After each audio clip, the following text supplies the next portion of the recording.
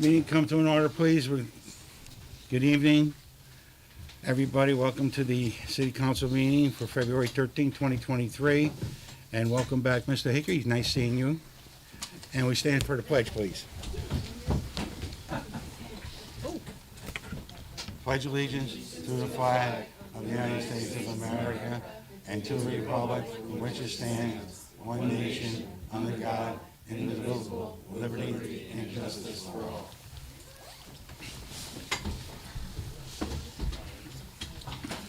The clerk is going to take roll call, and then, ladies and gentlemen, you have to step out because we're going to be in an executive session. Councilman Gary Donovan. Councilman Gary Donovan, Councilman at Large present. Councilwoman Colleen O'Connor. Councilwoman Colleen O'Connor, Council at Large Chair. Councilman Ronald Quagliani. Ron Quagliani, Council at Large present. Councilwoman Bridget Hosky. Councilwoman Bridget Hosky, First District present. Councilwoman Melly Garthwaite. Councilwoman Melly Garthwaite, Second District present. Councilwoman Sarah Akbarali. Councilwoman Sarah Akbarali, Third District present. Councilman Mitchell Galagnano. Councilman Mitchell Galagnano, 4th District present. Councilwoman Robin Watt Hamilton. Councilwoman Robin Watt Hamilton, 5th District present. Councilwoman Catherine Tucker is absent. Councilman Victor Boris is absent. Councilman Robert Bruno. Councilman Robert Bruno, 9th District present. Councilman Stephen Johnstone. Councilman Stephen Johnstone, 10th District present. And Chairman Peter Massaro. Chairman Peter Massaro, 6th District Councilman present. Okay, ladies and gentlemen, I ask you, please, we're going to have an executive session. Could you please leave? Motion to go into executive session. Second.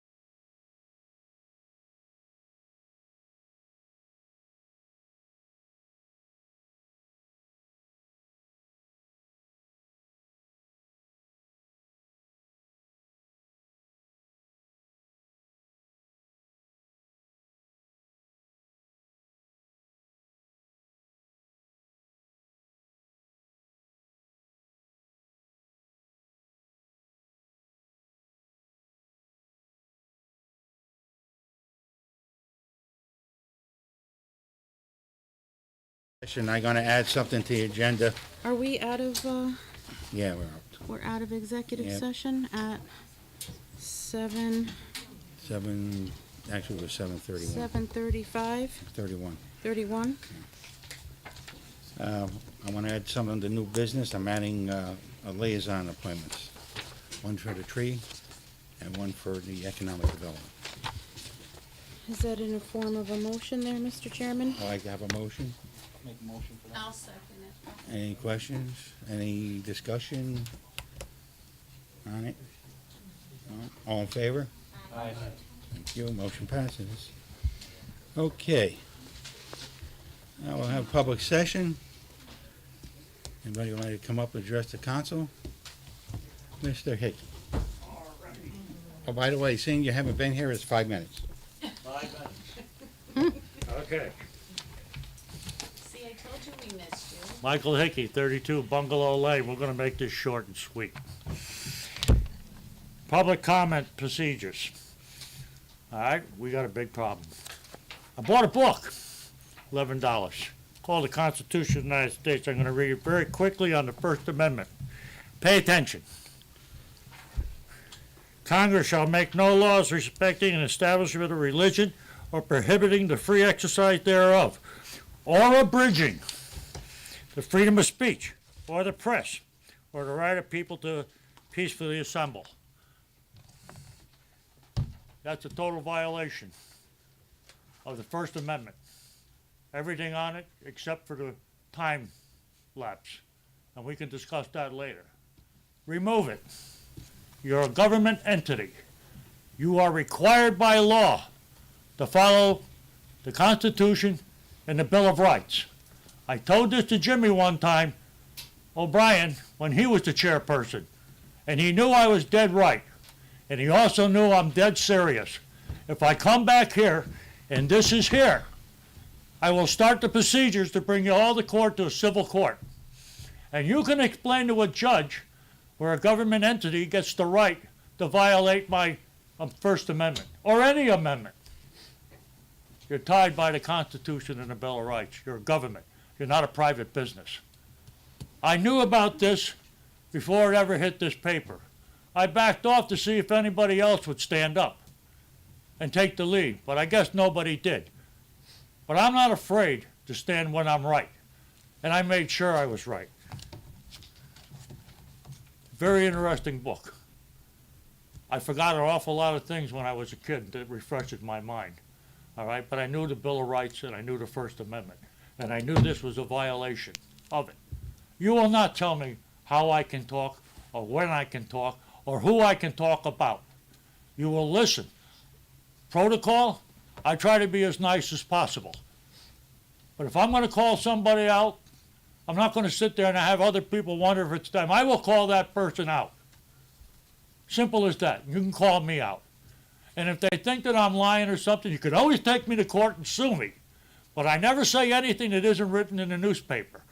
So if you're going to sue me, you're a fool. I don't have a whole lot of money, but the newspaper does. This is the way America is. I don't believe in liberalism, and I don't believe in wokeism. I believe in the right of people, anybody that stands up at this podium to speak, and I will listen with the courtesy that's respected of them. Now change your ways. This is not a dictatorship.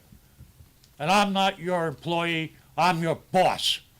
Simple as that. I pay the bills around here just like everybody else. It's not the fire department where you're the chief and you give orders and the men got to snap. I know and understand that. In the private sector, that's one thing. In the public government sector, you're obligated. And I will make you stand to attention on it. End of discussion, and now I got to leave. I'll be back in 2 weeks, and I'm dead serious what I say. Thank you, Mr. Hickey, for your comments. See you in 2 weeks. Anybody else like to come up and approach the council? Anybody else like to come up and approach the council? Third and final, yes, Mrs. Pelletier.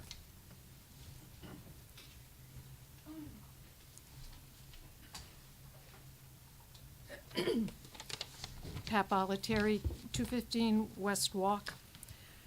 At the last city council meeting on January 23rd, you said that the Haven is a disgrace, but the real disgrace happened in 2015 when the predecessor council voted to force people out of their homes if they didn't sell to the developer.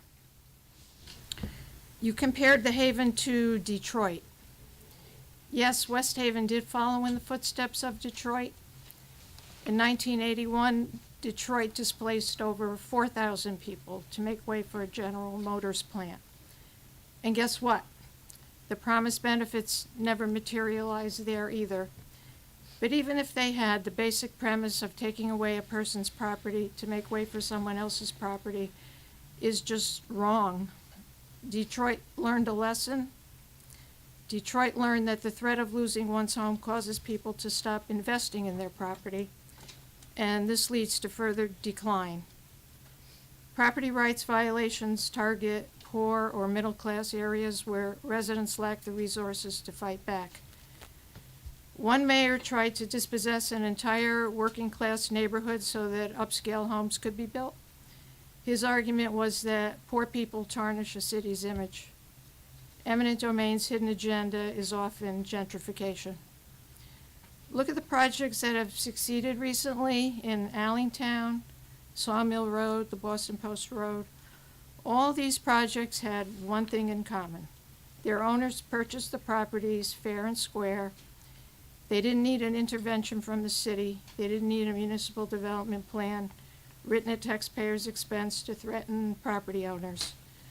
I hate to sound like a broken record, but don't lament the shopping center, lament the loss of people's homes and livelihoods, and let's make sure it doesn't happen again by enacting an ordinance to prevent such abuse. Other towns, including Milford, already prevent using eminent domain to take private property and turn it over to another private party. We need an ordinance like this. I asked you last year. I wrote a letter. I had a sample ordinance. Councilman Charney, when he was on the council, he had a sample ordinance, and it never came up. It just dropped off the agenda, so I'm asking you to, again, to please consider this. Thank you. Thank you, Mrs. Pelletier. Excuse me. Anybody else like to come up and address the council? Yes, Mrs. Parsons.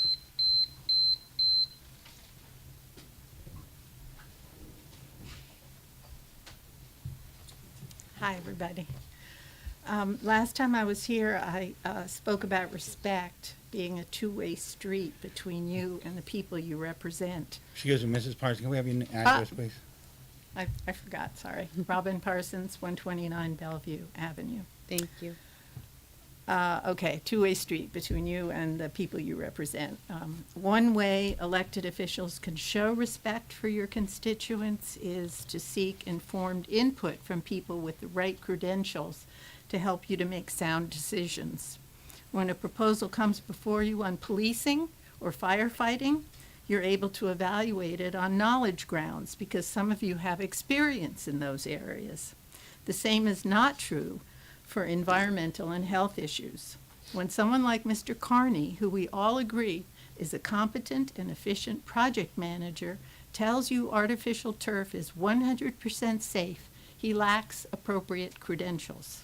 He's sincere, he's competent in his field, but he's neither a chemist nor an epidemiologist nor any kind of a health expert.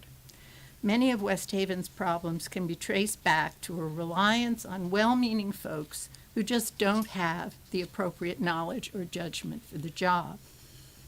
I'm going to read you something, and it's not from page 26 on Google. It's from a PhD epidemiologist with over 40 years of public health experience, who is president of the nonprofit National Center for Health Research. Quote, "It is essential to distinguish between evidence of harm and evidence of safety. Companies that sell and install artificial turf often claim there is, quote, no evidence children are harmed, or, quote, no evidence that the fields cause cancer. This is often misunderstood as meaning the products are safe or are proven not to cause harm. Neither is true," unquote. She goes on to say she has repeatedly seen and heard scientists paid by the turf industry and other turf industry lobbyists say things that are absolutely false. They claim that these products are proven safe, not true, that federal agencies have stated there are no health risks, also not true. No one here needs a reminder of how many substances we were assured were safe, only to have to deal with the consequences, some of them fatal, much later. Data takes years and years to accumulate and analyze. Children's health aside, there are environmental risks. Did Mr. Carney say what infill material would be used and what steps would be taken to prevent its migration into the surrounding land, air, and water? Were maintenance specs reviewed and vetted for likely compliance? Or what about microplastics as the plastic blades break down, grass blades?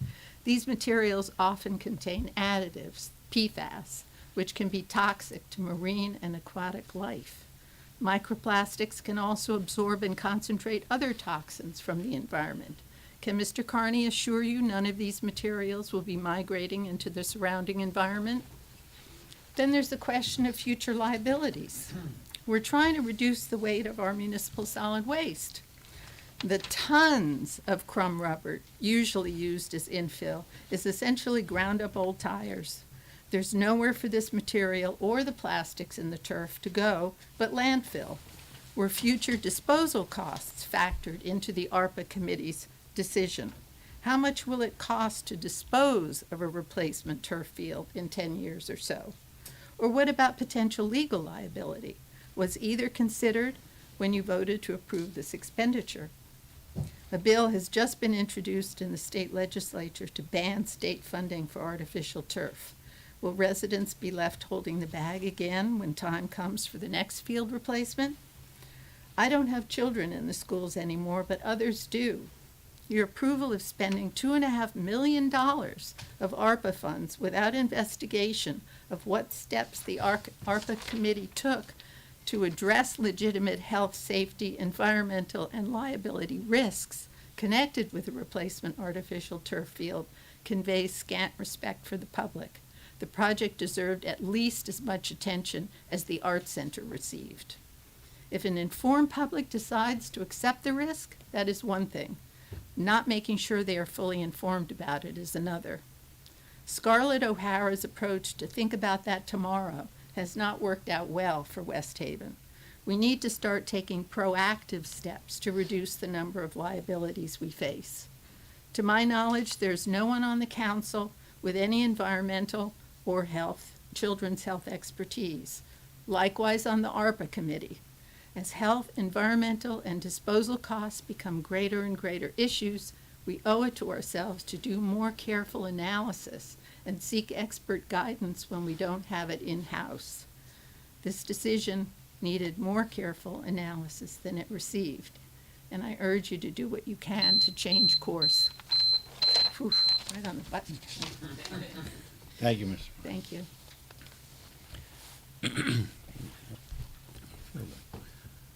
Anyone else like to come up and address the council?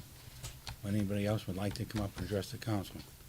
Third and final time, would anybody else like to address the council? Public session is now closed at, I can't see, 7:49. At 7:49. Okay.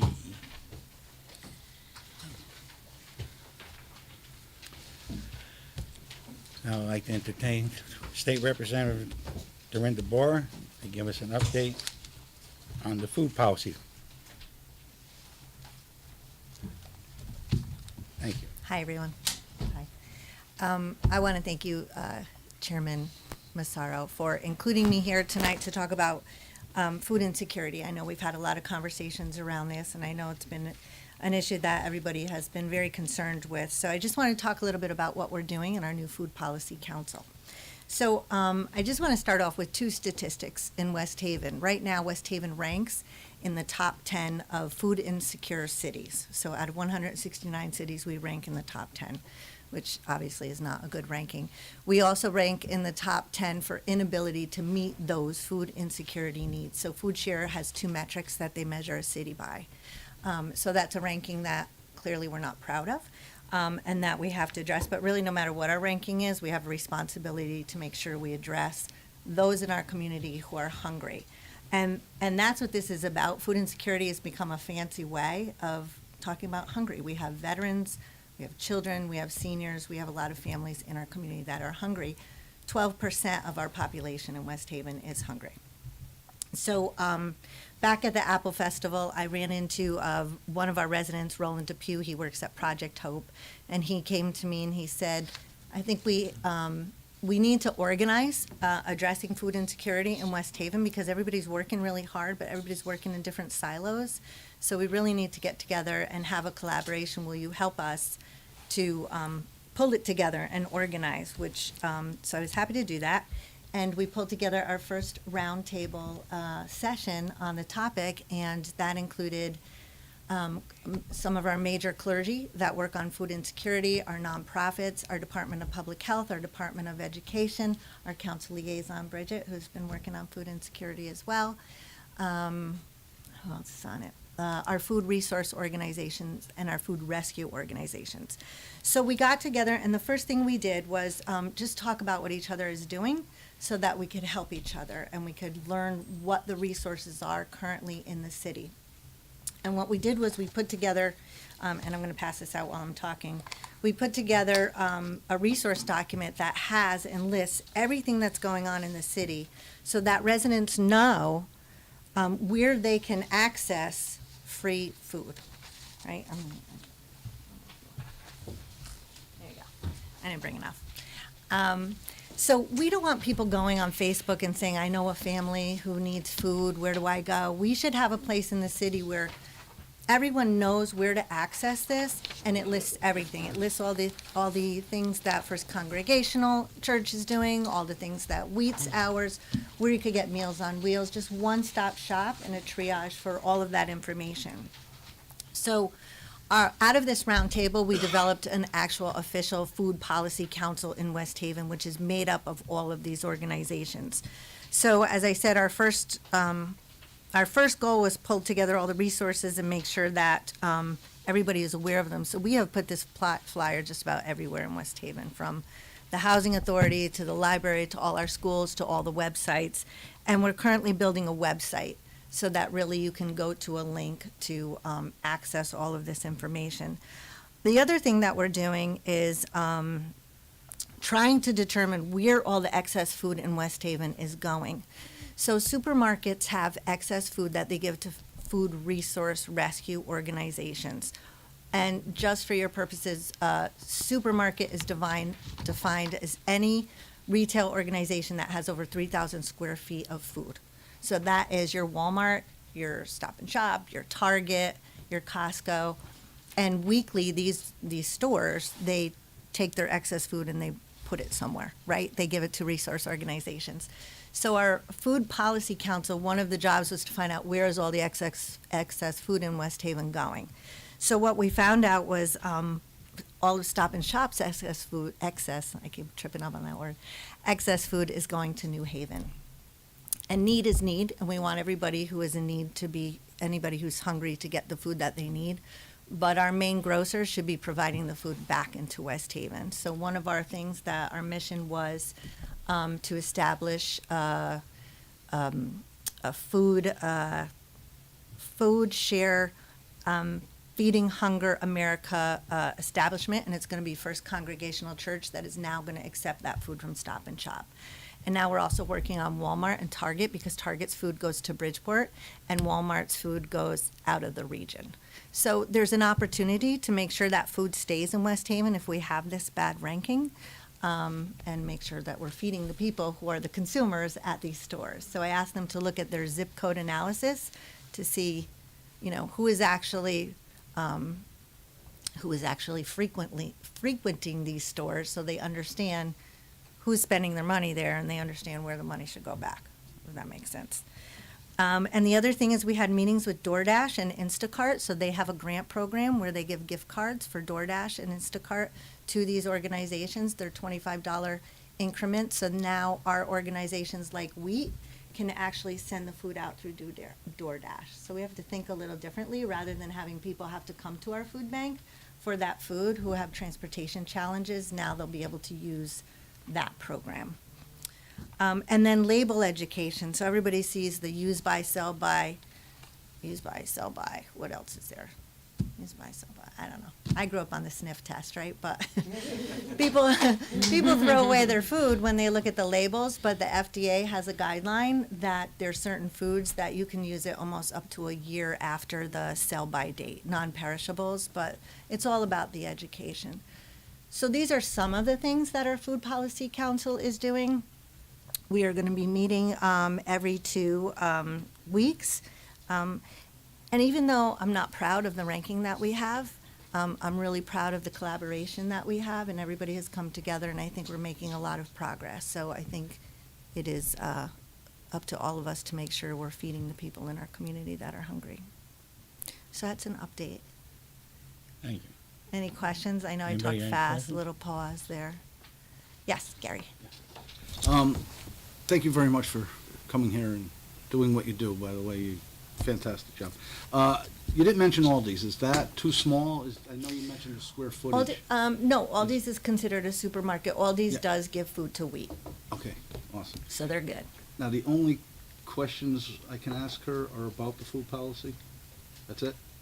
Oh. That's what she's here for. Well, I know, but I don't, Do you have other Ever. questions for me other than food policy? I had one, but I don't know if I'm not able to ask it. Connected to food policy. If, okay, that's a good idea, Councilwoman. I tried. Just say, Now I'm really curious. you got the $1.5 million from the state to put into, say, the Art Center, right? And we want to do it, some kind of a food pantry out of that as well. But maybe that building is not the place, and we want to put it in another building. That $1.5 million, is that specifically, that grant specifically for that building? I see. Or, So you're asking me the $1.5 million state grant, if you were to sell that building, would you be able to use that $1.5 million for another building? I don't know.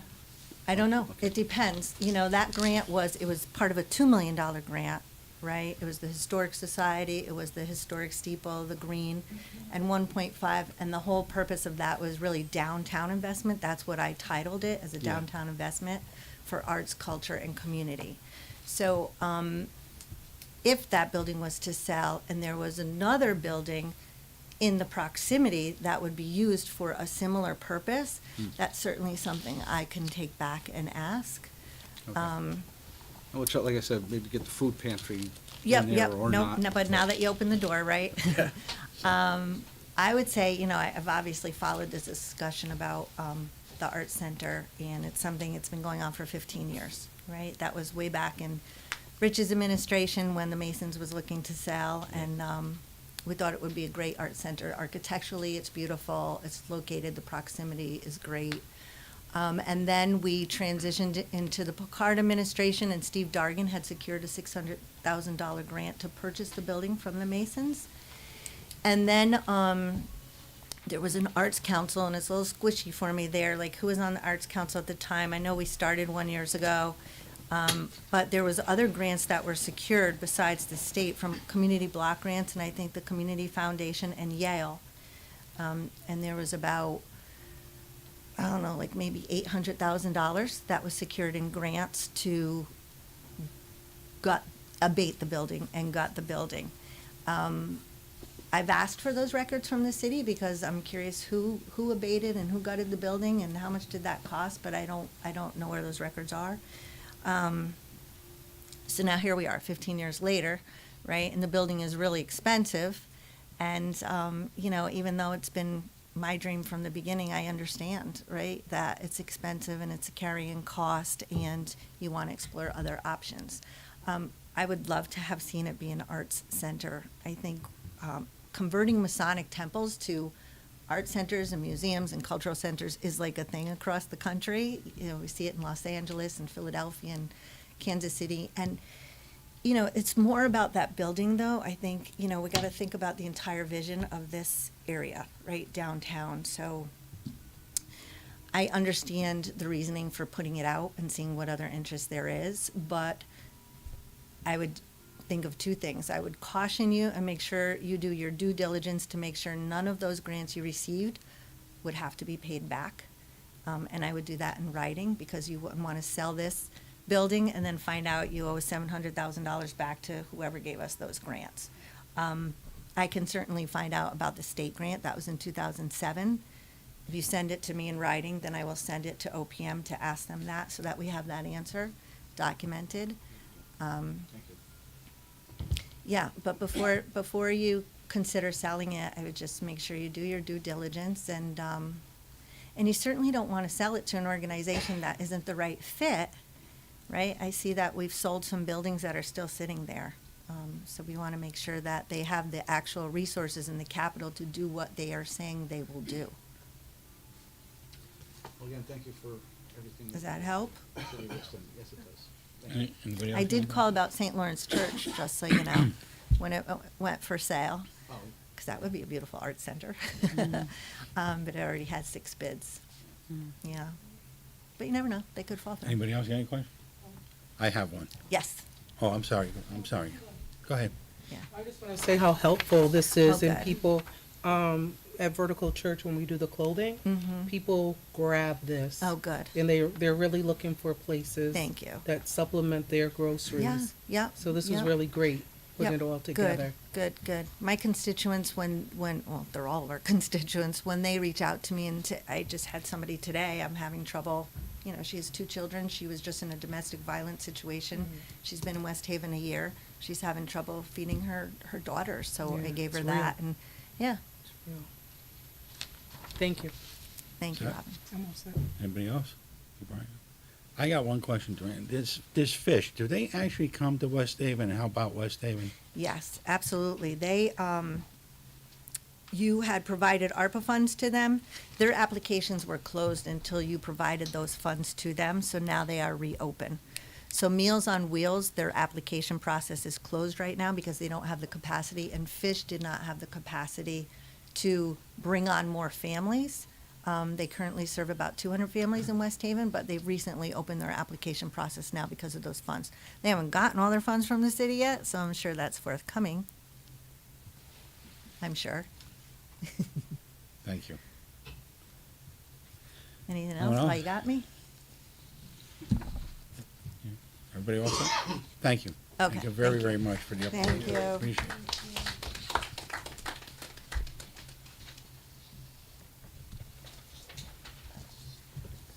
Okay. I can motion to approve the minutes for the meeting for January 23rd, 2023. Any discussion? One more thing. I accidentally, and I apologize to Councilman Quagliani, I seconded his motion in committee.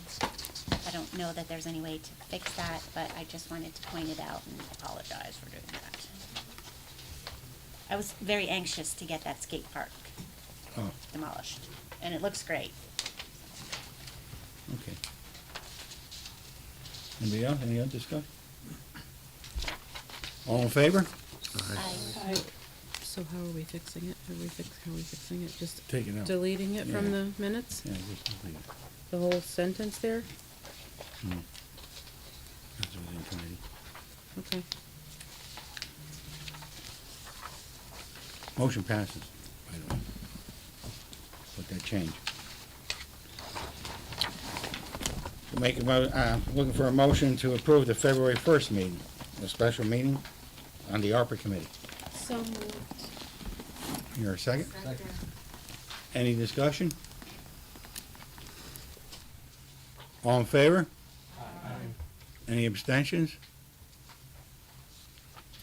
2. So that would be Akbarali and Tucker? Mm-hmm.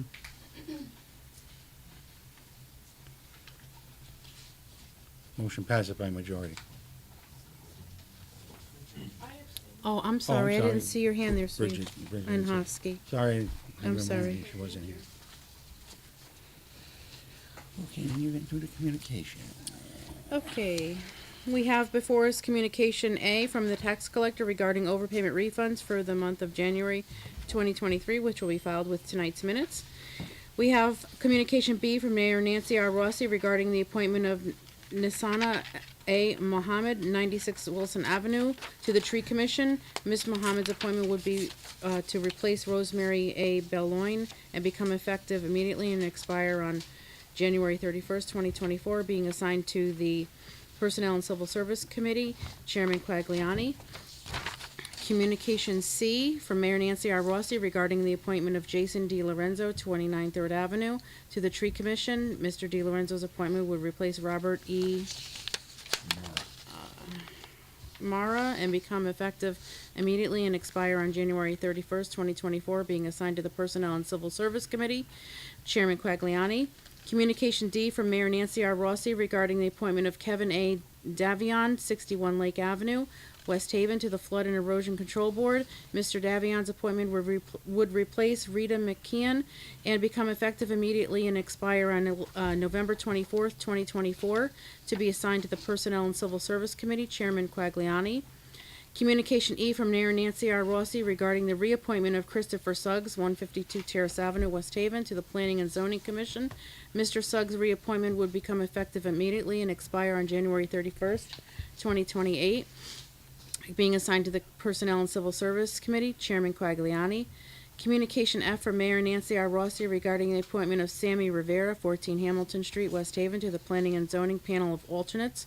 Mr. Rivera's appointment will replace Michael Todd Taylor and become effective immediately and expire on January 31st, 2025, being assigned to the Personnel and Civil Service Committee, Chairman Quagliani.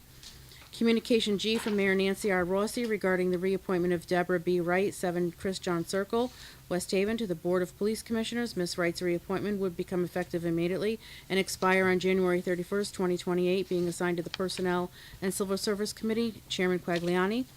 Communication H from Mayor Nancy R. Rossi regarding the appointment of Savannah Apicella, 281 Highland Avenue, West Haven, to the Board of Ethics.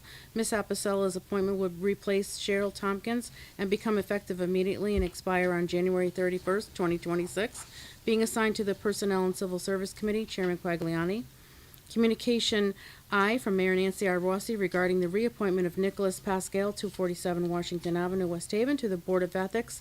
Mr. Pascal's reappointment would become effective immediately and expire on January 31st, 2026, being assigned to the Personnel and Civil Service Committee, Chairman Quagliani. Communication J from Mayor Nancy R. Rossi regarding the reappointment of Christopher Vargo, Jr., 31 Hilltop Lane, West Haven, to the Board of Ethics. Mr. Vargo's reappointment would become effective immediately and expire on January 31st, 2026, being assigned to the Personnel and Civil Service Committee, Chairman Quagliani. Communication K from Mayor Nancy R. Rossi regarding the Hasway Central Program renewing participation from July 1st, 2023 through June 30th, 2026, being assigned to the Finance Committee, Chairwoman Hosky, I apologize. Communication L from Olivia Basante, Assistant Grants Writer, regarding proposal from Joe Soto, Emergency Management Waste Director, to provide Narcan emergency overdose mediation kits to the Police Department, being assigned to the Finance Committee, Chairwoman Hosky. Communication M from Mayor Nancy R. Rossi regarding the Code of Ethics Ordinance for a first read, being assigned to the Legislative Matters Committee, Chairman Bruno. Communication N regarding the potential sale of 25 Herman Street to Brian Banning, being assigned to the Public Lands Committee, Chairman Donovan. And that concludes our communications for this evening, Mr. Chairman. Thank you.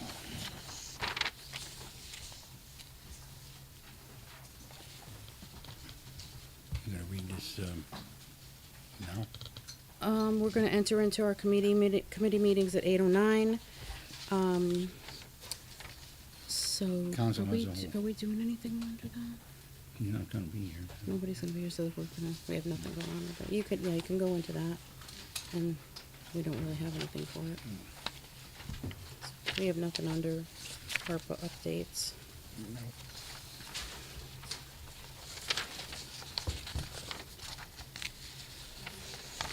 Okay, my first committee will be the Finance Committee, Councilwoman Bridget Hosky as the chair. Thank you, Chairman. The time is now 8:07, and your Committee on Finance is in session. The council members present are Councilwoman Robin Watt Hamilton, Councilwoman Sarah Akbarali, Councilwoman Colleen O'Connor, Councilman Ron Quagliani, and myself as chair. I'm going to do the communications first before I bring up Mr. Jackson. We have communication K from Nancy Rossi, Mayor Nancy R. Rossi, regarding the Has Waste Central Programming, renewing participation from July 1st, 2023 through June 30th, 2026. I'd like to bring this out for discussion. Thank you. Thank you. Lee, would you be so gracious as to step up to the podium so that we might ask you some questions?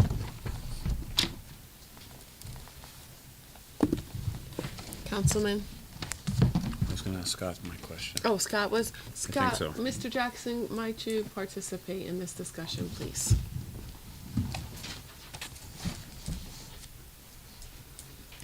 I have the floor. You have the floor. Thank you. Mr. Jackson, I just, this is a renewal. It's a great program for the community. I don't, what's the cost? And I see something in the budget that under compost site has waste something or other for $30,000. Is that what it costs to renew the program for, per year? So we're verifying the numbers, but Has Waste regionally has been a very solid program, both in its cost and its deliverables. So it's going to be in that arena. Yes, sir. Yeah, I look back, Ron, I didn't see a cost more than $44,000 in the last 15 years. It's a 3-year contract, and it's going to be within Yeah. that threshold for the next 3 years. Okay, thank you. Is that all, Councilman? That's it, thank you. Does anyone else have any questions? All those in favor? Aye. Any opposed? Any abstentions? Motion carries. Now we have communication L from Olivia Basanti, the Assistant Grants Writer, regarding proposal for Joe Soto, the Emergency Management Director, to provide Narcan emergency overdose mediation kits to the police department. Olivia, hi. Thank you for attending the meeting this evening. I'd like to bring this out favorably. Motion. Second. Thank you, everyone. Did you have anything you'd like to say to us, or? Yeah, I just wanted to let everyone know, give a breakdown of the funds a little bit, because I think it might be a little confusing. So we are getting settlements on kind of a rolling basis because of the opioid epidemic. So as of right now, the balance left is $115,657.99. So the request for the Narcan kits for the police is going to cost $30,600. It's going to come off of that $115,000. So that was really the main point I wanted to hit. I was shocked to find out that the police have never had Narcan, so I do want to point that out. And the shelf life on Narcan was recently bumped up to 3 years, so this 360 kits is going to last a long time, and they really need to have it. So Thank you. Would anyone else like to ask questions before I do? Did you, Councilwoman? Mine is more of a statement. I work in New Haven, and I know not only the policemen all carry it, but they're now giving it out to the churches on the green, and they're training people. This is really a big necessary. When my nephew was on the force, he said he went to more overdoses than he could count. Our policemen really need to have this. That's all. Thank you. Anyone else have any questions? I do. So I am all for the reaction to the overdose. I am wondering, are we going after, or are people in your department going after funding for the prior, like how do we get into these schools and start really educating our children, right? You hear these incredibly horrific stories of children in elementary school coming into contact with things, and I'm just wondering, this is vital. People tend to twist things I'm saying, and I want to do it. I'm just wondering, are we proactively going after funding to educate our young adults going into, and I know we've talked about this before, and billboards and I mean, there's just so much that I think that we can do, only because I'm sorry. Oh, that overdoses are on the rise, and it's getting younger and younger, and Yeah. So the settlement funds, they have a list of accepted uses. So education in schools is absolutely an acceptable use, and we receive the proposals, the grants and aid department. We don't necessarily come up with them. So if people have proposals and ideas that fit into what's allowed in the legal settlement rules, then it absolutely could work. So like I said, education is one, and in October I presented the emergency management schools program for $19,000, and you guys did appropriate that. We did just purchase $6,000 worth of Narcan, and it arrived recently for the schools. So that is something we're doing. UNH, I believe, is going to help train the school personnel and help them kind of navigate that, but we do still have over $100,000 left. So that is something we can do. So everything you're saying is true. So back in October, I think I said the same thing. So I appreciate that our school personnel have the Narcan. What I would like is for somebody to have a conversation, and I can go to the Board of Ed or whomever I need to have the conversations before it happens. Educating our children on not, how to stay safe, how not to, a 6-year-old overdosing in the bathroom because they thought it was candy. Like, I don't know how. I'm not going to say I am not an expert on this. I am well versed in overdoses and seeing people who have struggled with addiction. I am asking that we stop reacting to the problem and be proactive to the problem. I am asking, who do I need to ask if not you to do something in the school system? Because like you reminded me, and now I remember we had this conversation in October. So between October and now, have we done anything or implemented anything in our schools to educate people? Can they walk into City Hall and find a pamphlet on where to go for drug counseling? Like, what are we doing proactive? Am I not communicating effectively? I feel like I might be struggling, but I'm not looking to always constantly handing out Narcans as much as I'd like to help people not become addicted. Mental health, where they can go for mental health assistance, drug addiction. Councilwoman, please take the floor, because No, I think just calling for the question. Has anything been designated for mental health or support in any other way so that it prevents people from using drugs that cause them to need Narcan? So, as I said, so the grants department will receive proposals. We have not received a proposal. If the Board of Ed wanted to bring a proposal to us, that is something that I could then present to you all, and it is an eligible expense. So funding media campaigns to prevent opioid use, similar to the Real Cost campaign to prevent youth from misusing tobacco. That's an example in the settlement of expendable funds and valid reasons to use the funds. So it is something we can do, and I agree with you, absolutely. So I got it. So the Board of Ed needs to come and say, we want $20,000 to start having mandatory, if you're a sophomore in high school to graduate, I don't even know. But like if you're a sophomore in high school, you have to take this class on blah, blah, blah, blah, blah. We don't teach cursive anymore, but we can teach kids mental health, where to go for support. They can develop curriculum. We could roll it out in the elementary schools or whatever. I got it. I'm on it. I'll send an email as soon as this is over. Anyone else have any questions? I'm gonna send myself a text message so I don't forget. That's why I have my phone out. Yes, anyone else have any questions? Councilman, thank you. Thank you. Thank you very much for coming before us.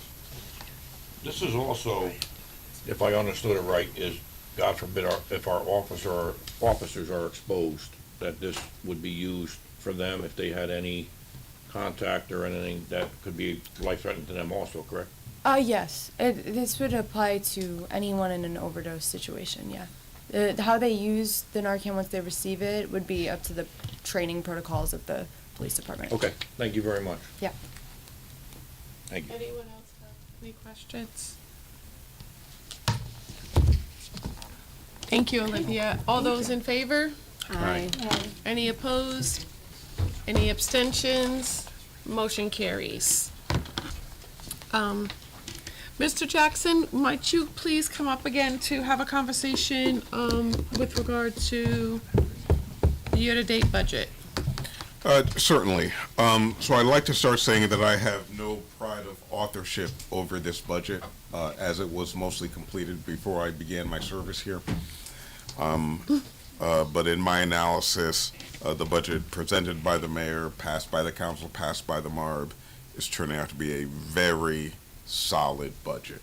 A budget that understood risk, a budget that funded the programs desired by the community, and a budget that, as we approach the final quarter, is in very solid shape and looking toward a surplus. Now, that being said, what are the areas of risk? When I look at the budget, I look at risk before I look at, what the monthly runs are. Here in the Northeast, risk is typically captured in fall and winter as it pertains to storms, windstorms, snowstorms, etc. We are coming out of that season, and in my time here, I frankly do not remember a single time where I drove to work through snow in a year. That is remarkable. But an inch and a half of snow could cost you $35,000. And that we have not had that is a benefit.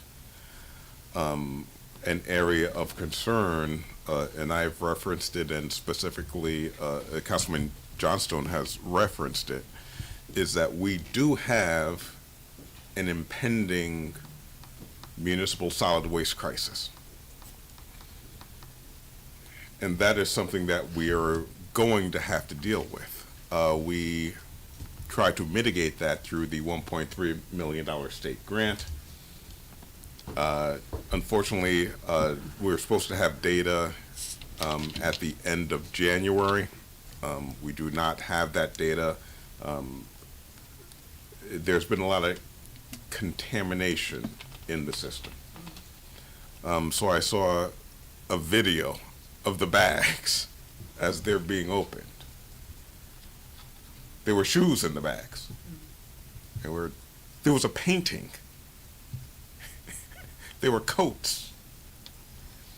So I'm not inferring that people are deliberately sabotaging, but I did have a conversation today that we really need to amp up the education piece of this so that people can understand that they are, we don't really have that problem, it seems, with the blue bins. We get some contamination, but not like what we've seen in this program. But I do think that, you know, there's a possibility that people are wish cycling, and that is pushing more items back into the more expensive waste stream than the food scrap recycling program, and that is one of the things that I think this community needs to do in order, in the future, to mitigate some of those potential, not potential, those definite increases in cost in solid waste recycling. Personnel costs continue to run in line.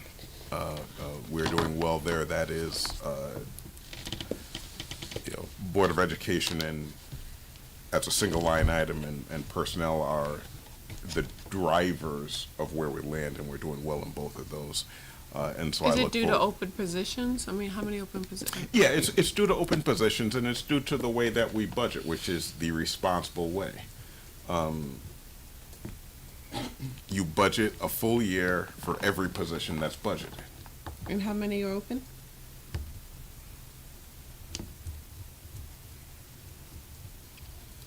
The personnel director sent a position run, but I do not recall the specific number.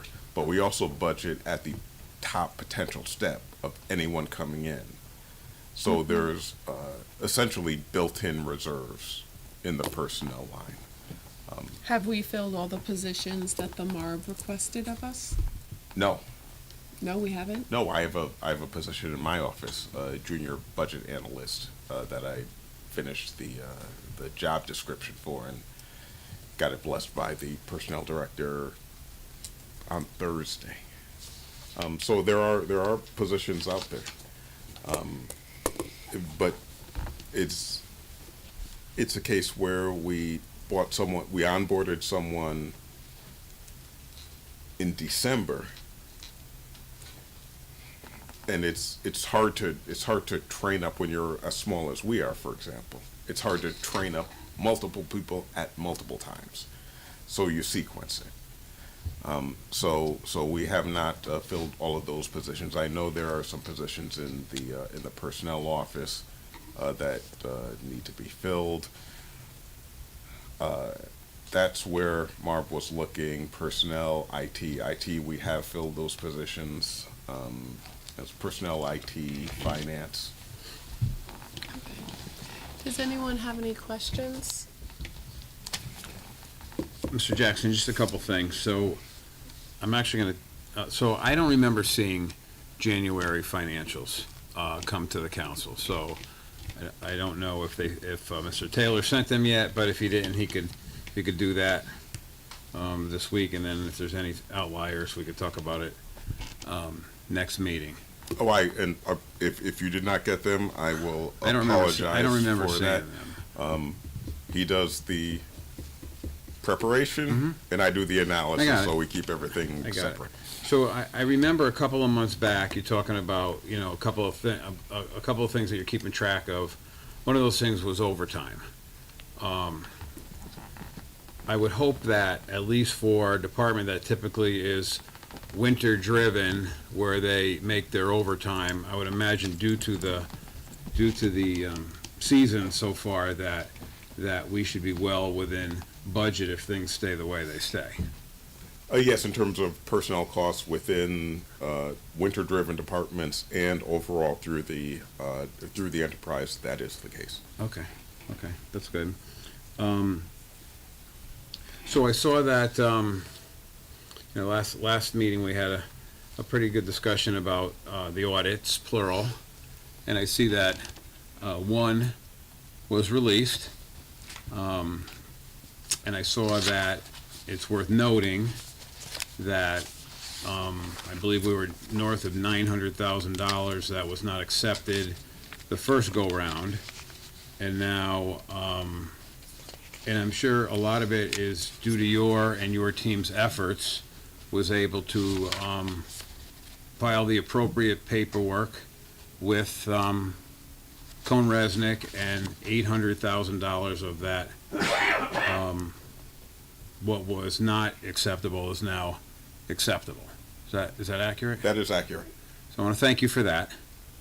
I know we have we still have some out there that's not accepted, and I think we'll, I think I have some questions, but I'll defer that. For now, my question is when do we now see our own audit come? Now that this information is out, when will we see the what's the three letters? PKF O'Connor. There you go, PKF O'Connor. When will we see that audit?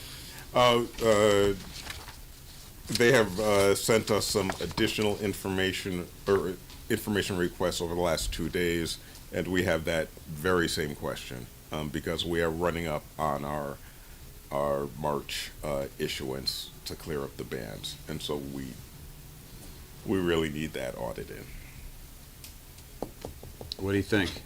I mean, if they're waiting for the report, I don't see anything on the negative side that would impact maybe the work that they did with this latest Cohn-Resnick information, right? Yeah, they have not provided us a firm date, but they are aware of our need to get an audit into the system in order to achieve our goals on or around March 23rd. And listen, I hope you could help me because I think they fall under you. So the overpayment of taxes, tax refunds that we do every council meeting. So this particular one, there's probably 50 or 60 entries for Rocket Mortgage for the same number, $226.50. Do you have any idea what that is? I don't know specifically, but I can get a report to the council clerk. Typically I know that we have, leases and things move off at strange times, so we give refunds, but this one is, in my mind, it looks a little unusual. Yeah, unless they may have sold a book of business or something like that, but I will check in and get a specific answer. Thank you. That's it for now. Thank you. Did anyone else have any questions? So, I just want to, for the record, as the councilman stated, that there was about $100,000 that this audit stated was not approved for the expenditures. And I have reached out to you with regards to questions about that, and that I am not going to move or say anything else further in public until we got the second audit, and to see what their feelings about that, those same expenditures. Is there, and I also did say that I felt that the last time that this was brought out in public, that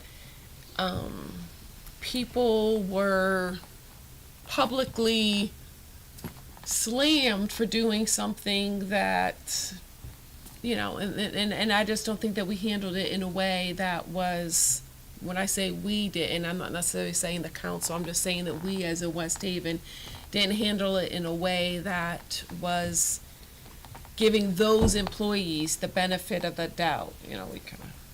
We went after them. Is there anything that, and I say all this to say, is there anything comments you want to make about, that you're comfortable making about that $100,000 and where the city stands on those compensatory payments? That word is a lot.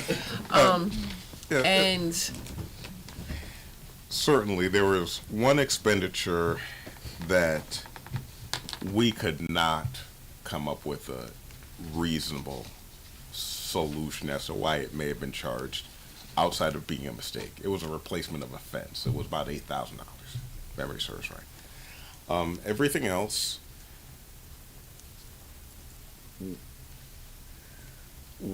as a representative of the administration, we think was justified. Now,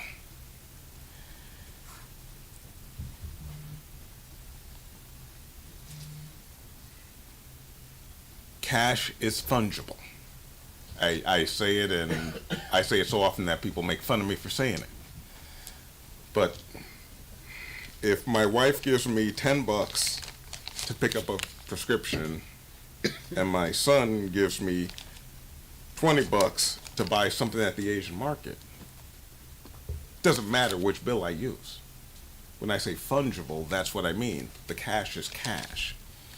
And so OPM offered us the opportunity to say, okay, we don't want that $100,000 showing on the CRF account, but we'll give you an opportunity to charge a different service against that. And that different service happened to be police overtime that we chose because we had scads of it. And we knew that that was acceptable by Cone Resnick and OPM. So OPM is our partner now. We're tier 4. They're our partner. And so rather than fight the fight and say, we think this is a justified expense, we think that the health director's compensation during a pandemic is a justified expense. We moved the money because it's fungible. It doesn't mean anything to our bottom line because the funds are already out the door. But what we have is a situation that is, in my opinion, financially justifiable. We paid out comp time in real time. And what I mean by that is every year salaries go up. And so if you're holding comp time on the books, an hour in 2021 is worth less than an hour in 2029. So the quicker you get these liabilities off the books, it's a very sound financial practice. So I do not see anything wrong with the way that the city manages long-term liabilities. And in the pandemic, you can't have your health director take the summer off, right? To clear up the time, which is what you might do in a different period. You can't have your public works director work half-time for 2 months to clear it up. And so I think that the response of the city was responsible. I need to ask you a question, Certainly. please, while you're on the topic, only because I like to agree and disagree all in the same time. So those that will criticize your point of view will say, well, what are you talking about, Mr. Jackson? They are salaried employees. They work until the job is done. They get nothing more.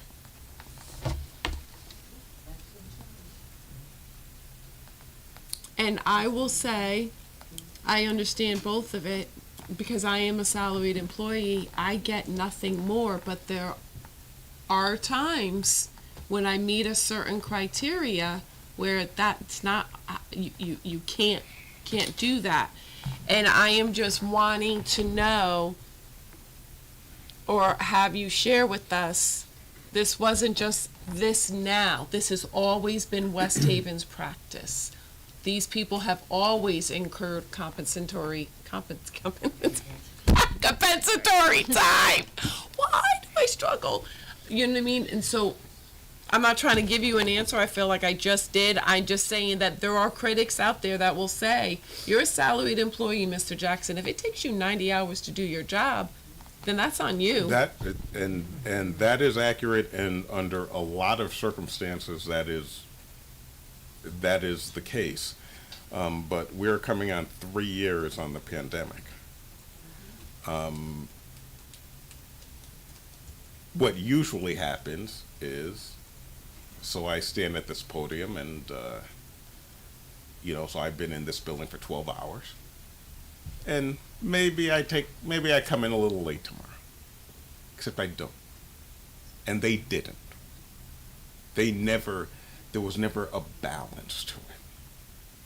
Because they had to be here, because that was the requirement of the moment, and there was not an instant to see a light at the end of the tunnel. So how do you explain salaried employees getting compensatory time? I want to say compensate, and it's, that's the struggle, and that's where people, I think in West Haven, many people don't understand, not realizing that this has gone on for decades, that this practice has gone on for decades. Correct? That is my understanding. I haven't been here for decades. That is my understanding. I Lee, can have you had speak the to that? Oh, no, opportunity you can't. to review the records, and I wouldn't say it if I weren't confident. No, I appreciate that. The individuals who put in this time under the worst circumstances that most of us have ever seen in our lives, they put in the time, and there was no going to Bermuda for a couple of weeks to decompress. We were here, or they were here. No, I appreciate that. So I look forward to the new audit by the company that we hired to look at everything. Right, and they made very clear that the information from Cone Resnick would be considered by them, but they would opine on the justification of the expenses that were deemed ineligible.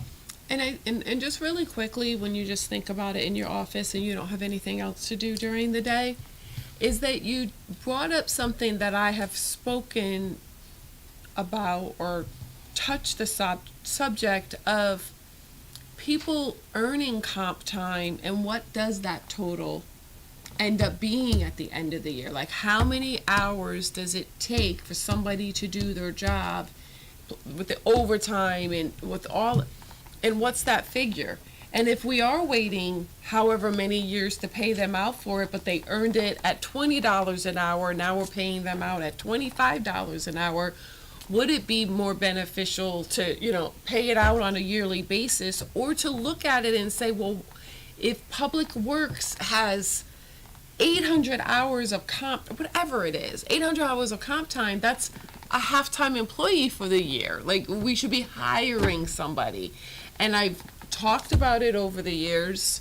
I think I've, talked about it, and of course, I don't feel like anyone ever really listens to a thing I have to say, but I do think you do.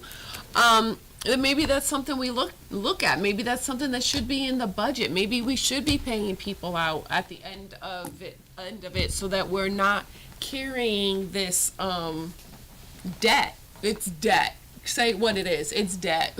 It is a long-term liability, and I agree with you that mitigating long-term liabilities is something that we should do in the budgeting process. And I hope that we might be able to share with you in a few weeks what that might look like. I appreciate that. Does anyone else have any questions for Mr. Jackson? Just one more. Oh, thank you. Sorry. Back of the napkin, year-end results, you've been kind of updating us each meeting. Just want to see if there's anything that has really put a wrench into any of those calculations. No, I was trying to hold back a little bit just in case, we got 3 weeks of snow. I think that 750 to 900 is a very conservative estimate as to where we're going to land at the end of the year. And thank you for the question. And I also want to say that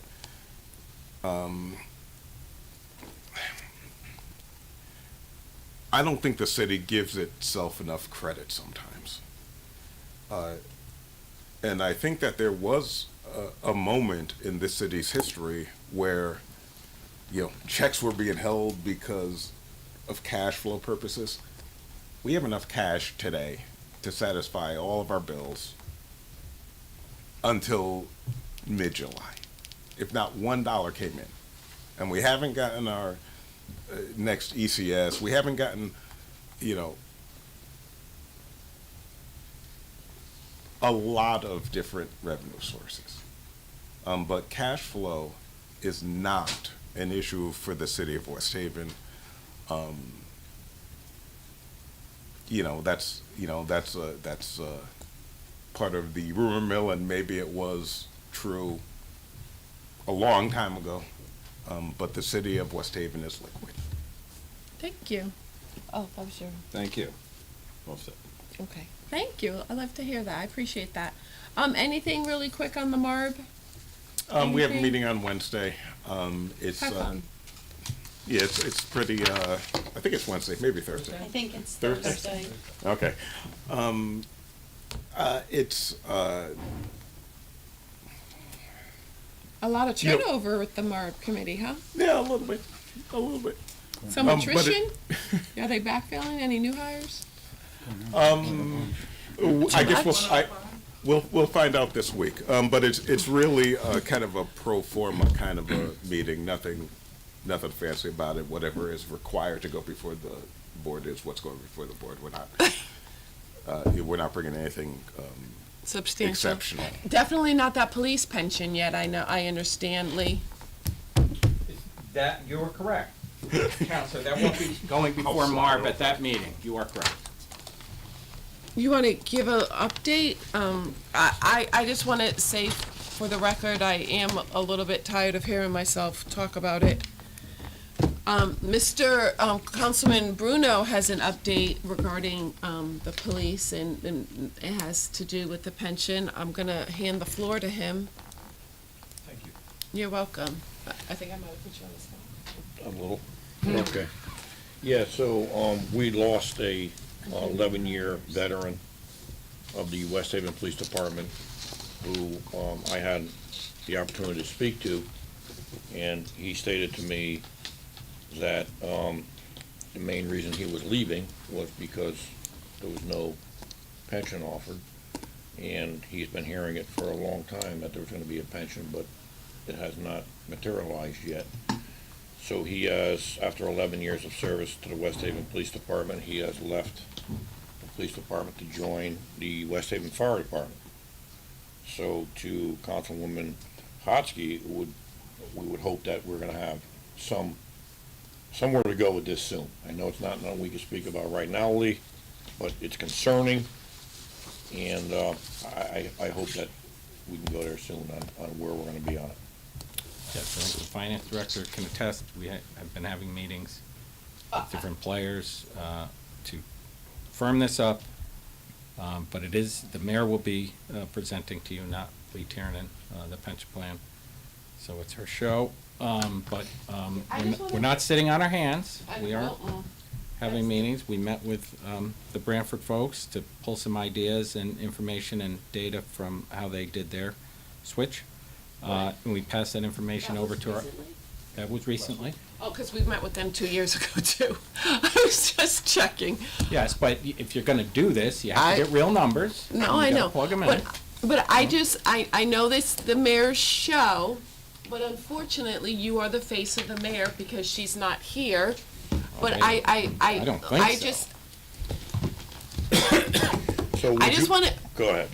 because now I'm annoyed. I got you. Want me to help So, you? no, so what I just shared with Councilman Quagliani, and I really just want us to think about this. An 11-year veteran left the police force to be essentially a rookie at the fire department. The salary is I mean, you're talking about 11 years out of job, all the raises. And Lee, I know it's not you, but maybe the mayor's watching. And we need to understand that the city is at risk. I don't know how anybody else feels about it, but all I keep hearing is we're losing people and we're losing people. And we can be very excited, and we are very excited every time somebody puts on the West Haven PD badge. But when they come in, correct me if I'm wrong, don't they have to ride in a car with somebody else for a year? So they're not really a body that's out there replacing somebody that has left. until 13 months on the job. Close to a year, yeah. Close to a year. So my intent is not to badger you. I'm just saying that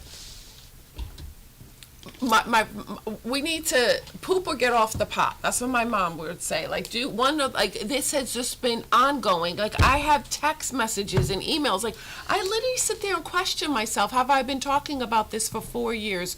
Was it during the pandemic that we met with Branford that I brought them in, and an 11-year veteran left to be a rookie fire department.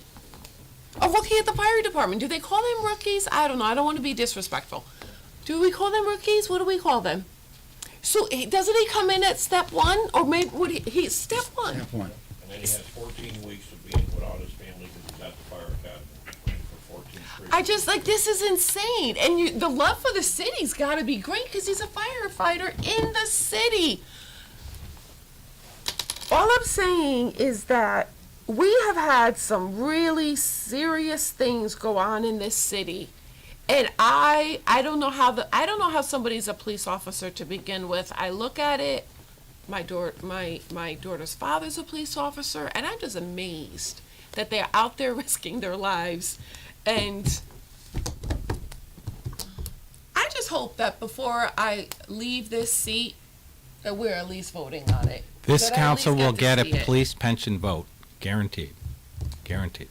I appreciate You are, that. if I can quote the current police chief, we are closer to having a police pension restored than he ever remembers since it was removed. I love me my C1. Okay, anyone else have any questions of the police pension? The finance committee is closed at 8:48. Thank you, Councilman Hosky. Now we'll go to public lands for Councilman Donovan, Chair. Thank you, Chairman. The time now is 8:52. The Committee on Public Lands is now in session. Members present are Councilwoman O'Connor, Councilman Quagliani, Councilwoman Hamilton, Councilman Bruno, and myself acting as chair. We have before us tonight, I'd like to, it's actually, no, it's the Communication N regarding the potential sale of 25 Herman Street to Brian Banning. I'd like to make a motion to suspend our Rule 25 of the Rules of the City Council in its entirety as it pertains only to Communication N on the February 13, 2023 agenda regarding the potential sale of 25 Herman Street to Brian Banning, and that the City Council should consider for approval Communication N regarding the sale of 25 Herman Street to Brian Banning under the terms outlined to the City Council, wherein Brian Banning offers $15,000 to purchase the property. Subject to review by the Corporation Council, the property is sold as is. Buyer should conduct all proper due diligence concerning any and all water and sewer issues, electric and gas hookup, proper zoning, flooding zone, and any and all potential environmental issues. Do I hear a second? Second. We have a discussion. Seeing none. All in favor? Aye. Any opposed? Any abstentions? So noted. Passes unanimously. The Committee on Public Lands is now closed at 8:54. Thank you, Councilman Donovan. Next, we'll have Personnel and Service, Councilman Quagliani. Thank you, Mr. Chairman. Your Committee on Personnel and Civil Service is now in session. Committee members present is Councilman Bruno, Councilwoman O'Connor, Councilwoman Hamilton, Councilwoman Hosky, and myself acting as chair. It is 8:54 p.m. The first order of business is Communication B from Mayor Nancy Rossi regarding the appointment of Nasana A. Mohammed, 96 Wilson Avenue, West Haven, to the Tree Commission.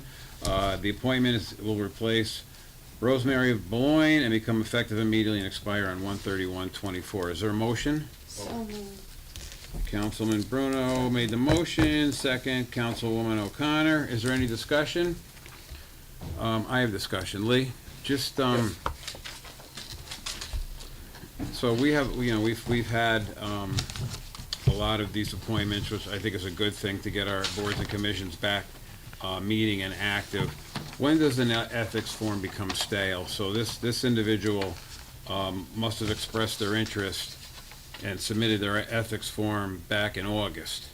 And here it is February, and it's just reaching our table. So my question to you is, does another one need to be resubmitted, or is that, okay?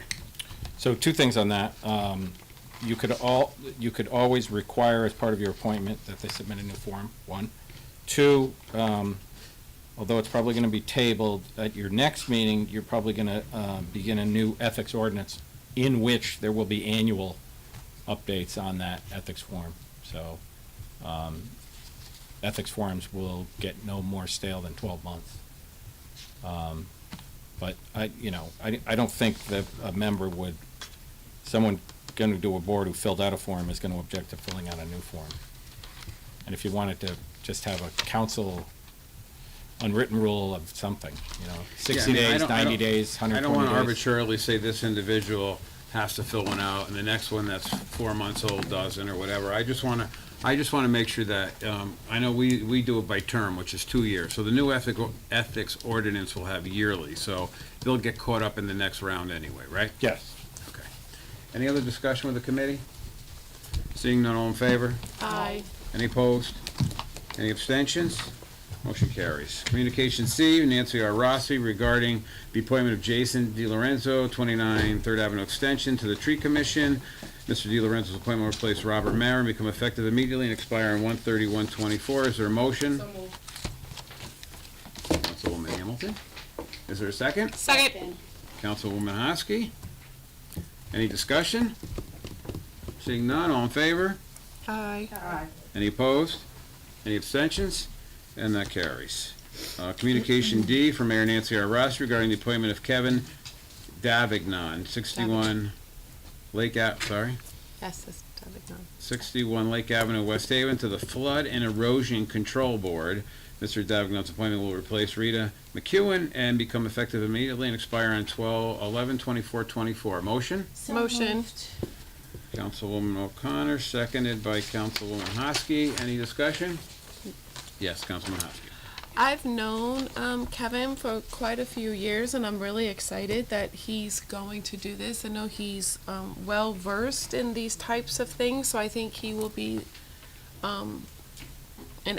just amazing in this role. So I'm excited to see this. I was excited when I saw it. So My only discussion, Mr. Chairman, is that I'm hoping that we'll get more appointments to this board next meeting, because I believe he's the only one. I don't see any minutes or agendas for years and years on this particular board, so he won't be able to do much by himself. Won't be able to have a meeting, so hopefully we'll see more next meeting. Any other discussion, committee? No? Seeing none, all in favor? Aye. Anybody opposed? Any abstentions? And that motion carries. Communication E from Mayor Nancy Rossi regarding the appointment of Christopher Suggs, 152 Terrace Avenue, to Planning and Zoning Commission. Mr. Suggs' reappointment will become effective immediately and expire on 1/31/28. Motion? Motion. Motion, Councilwoman Hosky, second by Councilwoman O'Connor. Any discussion? Councilwoman Hamilton? Yeah, so, Chris Suggs is a very valuable member, on the P and Z, so I was happy to see his reappointment. And he is of the mighty fifth, so I know that he'll do well. That's all. Thank you, Councilwoman Hamilton. Any other discussion? Councilwoman O'Connor? I just wanted to echo what Councilwoman Hamilton said and add that I've worked with Christopher Suggs when we were both chairmans of our respective parties. He's easy to work with, and he's fair and just a great guy. Thank you, Councilwoman O'Connor. Any other discussion in the committee? Seeing none, all in favor? Aye. Any opposed? Any abstentions? Motion carries.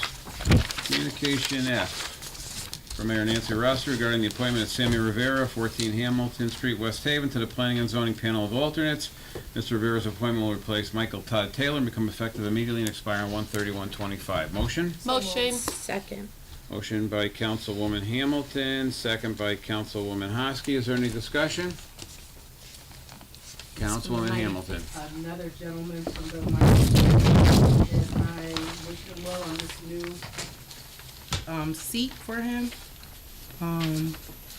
That's all. That's Thank you, the lot. Councilwoman Hamilton. Any further discussion? Seeing none, all in favor? Aye. Any opposed? Any abstentions? Motion carries. Communication G for Mayor Nancy Ross regarding the reappointment of Deborah Wright, 7 Christian Circle, to the Board of Police Commissioners. Ms. Wright's appointment will become effective immediately and expire on 1/31/28. Is there a motion? Motion. Second. Councilwoman Hosky, Councilwoman O'Connor, any discussion? Seeing none, all in, oh, Councilwoman Hamilton, sorry. Deborah has been on there for a while, and I see her in motion. And she's another valuable member of the police commissioners. I wish her the best for her future term. Thank you, Councilwoman Hamilton. Anything else? Seeing none, all in favor? Sorry, I don't even know. Yes. Okay. You got opposed? Any abstentions? Motion carries. Right, Communication H for Mayor Nancy Ross regarding the appointment of Sylvana Apicella, 281 Highland Avenue, West Haven, to the Board of Ethics. Ms. Apicella's appointment will replace Cheryl Tompkins and become effective immediately and expire on 1/31/26. Is there a motion? Motion. Second. Motion, Councilwoman Hosky. Second, Councilwoman O'Connor. Any discussion? Discussion. All right, let's start on that side if we could. Councilwoman Hamilton?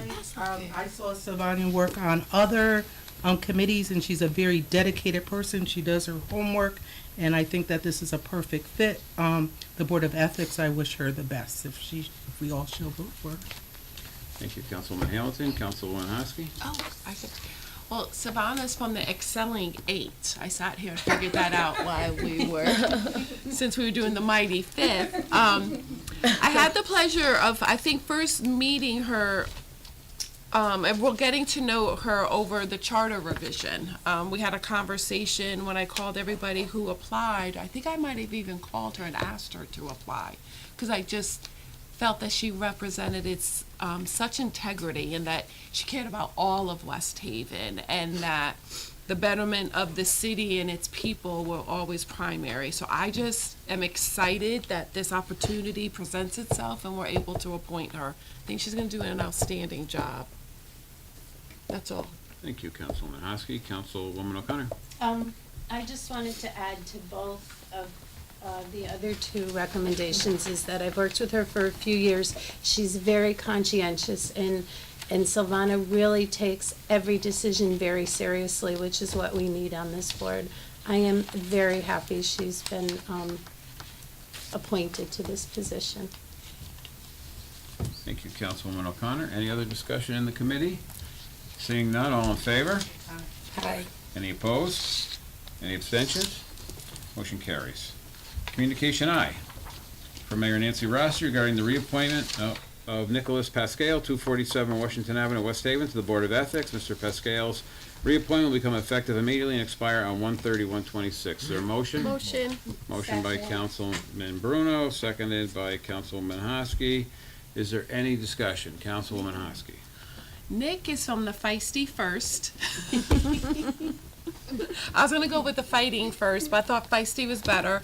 I've had the pleasure of knowing Nick for a really long time. I think he's has had his life dedicated to West Haven, and I think renewing him and reappointing him for the Ethics Committee is definitely the right choice. That is all. Thank you, Councilwoman Hosky. Councilwoman O'Connor. I too have worked with Nick in the past, and he's just a really nice guy. I think there's no better place for him than on the Board of Ethics. Thank you, Councilwoman O'Connor. Councilwoman Hamilton. I'm just happy to see Nick's hands here. And he is a dedicated resident of West Haven, and I think that this is another perfect fit for him. Wish him the best if we should go forward with it. Thank you, Councilwoman Hamilton. Any other discussion in the committee? Seeing none, all in favor? Aye. Any opposed? Any abstentions? Motion carries. And we have Communication J from Mayor Nancy Ross regarding the reappointment of Christopher Vargo, 31 Hilltop Lane, West Haven, to the Board of Ethics. Mr. Vargo's reappointment will become effective immediately expire on 1/31/26. Is there a motion? Motion. Second. Councilman Bruno, second by Councilwoman Hamilton. Is there any discussion? Councilwoman Hamilton? I see Chris, he's a very serious guy. He takes his position very seriously. I think he's thorough and another good fit for this, commission. Thank you, Councilwoman Hamilton. Councilman Hosky? Chris Fargo is from the Excelling Eighth, and I just think it really makes sense to reappoint him. He's done a lot of hard work in this ethics committee, you know, rewriting the ordinance, and I mean, it's just incredible, you know, what he's been able to do. And I'm just excited about the whole team in general. I think it's going to be really great. So it's a no-brainer for me. I'm glad that he has chosen to want to be renewed and continue to serve West Haven. Thank you, Councilman Hosky. Any other discussion? Seeing none, all in favor? Aye. Any opposed? Any abstentions? Motion carries. And that concludes the business of Personnel and Civil Service, Mr. Chairman, at 9:06 p.m. Thank you, Councilman Quagliani. And we'll go to legislative matter. Councilman Bruno is chairman. Thank you, Mr. Chairman. Time is now 9:04. Committee on Legislative Matters is in session. Members present, Councilwoman O'Connor, Councilman Gagliano, Councilwoman Cabelli. We have Communication M from Mayor Rossi regarding Code of Ethics Ordinance for a first read. We're going to hold that until Lee and Mr. Vargo are able to get in front of us to explain it to us in more detail. That's going to be held. That's at Mr. Vargo's request. Thank you, Lee, for that. I appreciate the help on that. I also have Communication H from the January 23rd, 2023 meeting before us. It's an agenda from Councilwoman Garthwaite regarding the SPBC proposed hunting and trapping ordinance. I would also like to hold this until a response from DEEP with some guidance on how to proceed with this. So we are also going to be holding that. And if Councilwoman Garthwaite has anything she'd like to add to this, I would open the floor for you to do so. But right now, I was looking to hold it until we get some more information from DEEP. I don't have anything to add. I'm happy to. I know there's a lot been going back and forth, and I think we're gonna get it straightened out. You good with that? So, we're also gonna hold that. The time is 9:06. Committee on Legislative Matters is closed. Thank you, Councilman Bruno. And unfinished business. Yes, Councilman. I would like to request an update on the brewery, the New England Brewery. I kind of just want to know what's going on. Yeah, so I only go based on what the parties and principals tell me. So there aren't still negotiations going on between the brewery main money developer and abutting landowners. And that those discussions are still ongoing, I don't know, suggests that there's something fruitful to talk about, and maybe they're getting closer, although I suppose you never know. You know, we're retaining our position concerning the zoning appeal, and we'll probably have more to report on that at the next meeting. There's some things going on I don't want to discuss now, but I'll be happy to discuss those at the next meeting. Thank you. Councilman. Please, can you update us with the Blake building? So, as I tell the MARB committee, the Office of Corporation Counsel here at the City of West Haven appreciates their input and tries to absorb what their thoughts, suggestions, and ideas are. And in regard to the Blake building, I sought out an appraisal of the property, sought out some additional information, brought the developer in, and that should be on the MARB meeting for Thursday, presented all the new information to them. They should have it, and I would expect approval. The appraisal came in a few $1,000s above the purchase price. Included in that will be all the Phase 1 abatement analysis, which exceeds $1 million. And, based on the purchase price and the fact that the council was excited about a development that wouldn't have a housing component for once, I think it should have a favorable review. And I would be meeting with the developers on Friday to try to get them started. All right, wish you the best on that. Like to see some movement there. Thanks. What's that, Councilwoman? I am, thank you. Councilman Hosky, you have something? Okay. All set there, Colin? Okay. The clerk will read the communication A. Okay, we have Communication A from the tax collector regarding overpayment refunds for the month of January 2023, which will be filed with tonight's minutes. Thank you, Stacy. Now we're going committees, and up first will be the Finance Committee. Councilman Hosky. Thank you, Chairman Massaro. To the Honorable City Council of the City of West Haven, your Committee on Finance, to whom was referred the matter of the Haz Waste Central Program renewal, reports that the committee met on the 13th day of February 2023 to consider said matter. It is the unanimous opinion of the committee that the following motion be presented. Whereas the South Central Connecticut Regional Water Authority, as agent for the South Central Regional Council of Governments and participating municipalities, has undertaken the permitting, construction, and operation of a regional facility of the collection of household hazardous waste and conditionally exempt small quantity generator business waste at its headquarters at 90 Sergeant Drive in New Haven. And whereas you municipalities participating in the facility are able to have residents drop off their household hazardous waste on Saturday mornings from 9 a.m. until noon, and conditionally exempt small quantity generators deliver business waste on Saturday mornings by appointment from 7 a.m. to 8:30 from spring through fall for proper processing, transportation, and disposal. Whereas the facility is owned, managed, and operated under the supervision of the South Central Connecticut Regional Water Authority for the benefit of the participating municipalities.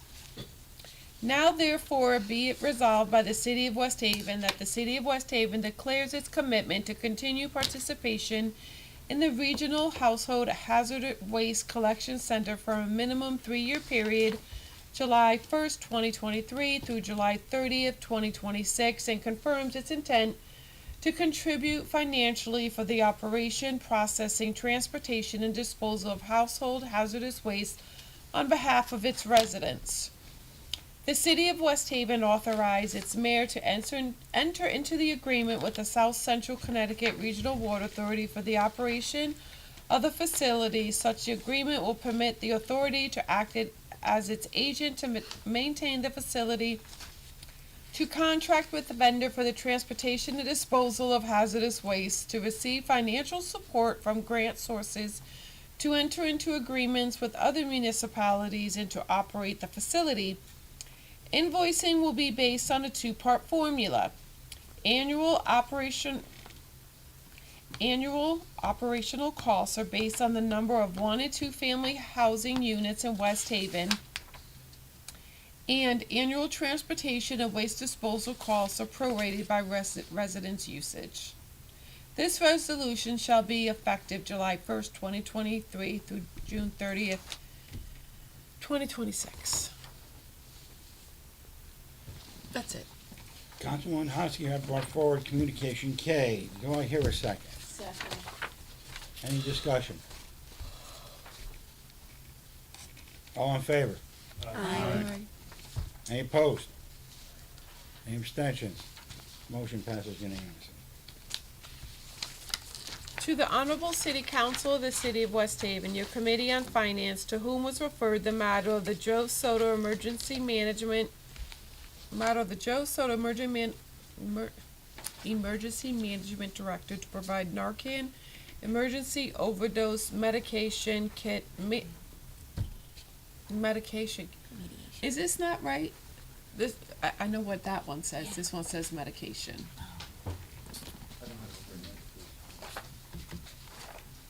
It's medication. Okay, so we were saying it wrong, but I always thought it was wrong. Okay. Medication kits to the police department. Reports that the committee met on the 13th day of February 2023 to consider said matter. It is the unanimous opinion of the committee that the following motion be presented. Whereas the city is in receipt of certain opioid legal settlement funds, hereinafter referred to as opioid funds. Whereas the mayor has submitted to the council a spending plan for the expenditure of the opioid settlement funds, whereas the city council has fiscal responsibility for the appropriation of the funds under section 4 of the city charter entitled Supplemental Appropriation, whereas the mayor and her administration has executive duties for administering said funds, including but not limited to purchasing requirements of chapter 42 of the Code of the City of West Haven, whereas this resolution is intended to approve a new appropriation and does not supersede or replace any previous resolutions made on the same subject. Resolved, that the City Council hereby appropriates funding for the following project. 2023 Emergency Management Department Overdose Response Program. Funds are appropriated for the purchase of Narcan supplies to equip all police officers so that they may provide immediate first aid intervention of an accidental drug overdose. Approval funding $30,600. Further resolved that Nancy R. Rossi, as the mayor of the city of West Haven, shall institute a program operated by the emergency management director to supply the police department with medication to respond to accidental drug overdose, provide expense accounting reports to the city council for oversight and monitoring, that all project cost overruns shall be approved by the city council before costs are incurred, that all project surplus be returned to the opioid fund for further action by the city council, that the city council reserves the balance of funds in the account for future funding requests. Further resolved, Nancy R. Rossi, as mayor of the city of West Haven, is authorized and directed to execute and deliver any and all documents related to this resolution on behalf of the city of West Haven, to do and perform all acts and things which she deems to be necessary or appropriate to carry out the terms of such documents, including but not limited to executing and delivering all agreements and documents contemplated by such documents.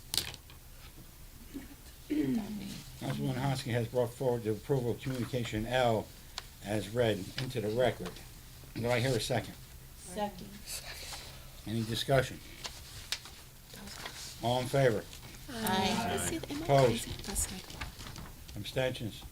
Motion passes majority. And that is all for your finance committees. Thank you, Chairman. Councilwoman Hosky. Now we'll go to public lands, Councilman Donovan.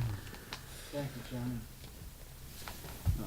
Time is 9:18. To the Honorable City Council of the City of West Haven, your Committee on Public Lands, to whom was referred the matter of the potential sale of 25 Herman Street to Brian Banning, reports that the committee met on the 13th day of February to consider said matter. It is the unanimous opinion of the committee that the following matter be presented.